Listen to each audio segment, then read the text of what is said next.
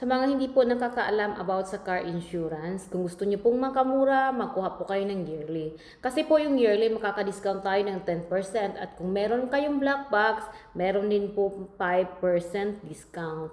At sa about naman mileage, pag hindi nyo po naubos yung sa isang taon ang 100 kilometers na tinakbo ng sasakyan ninyo, meron po yung refund. Kasi po ito ng mga Korean, ayaw nilang ilagay yung mileage kasi nga maitsibורetse, matrabaho. And natitira lang naman sa amin, napakakunti lang naman pag nag-renew kami ng car insurance. Kasi sabihin nila, tuni ande. Pero dahil po nandito kami, mga Pilipina, para sa ating mga kababayan, kahit sabihin na tuni ande, sayang na din po yun mga tagmanon-manon o kaya ilang manon din yun eh.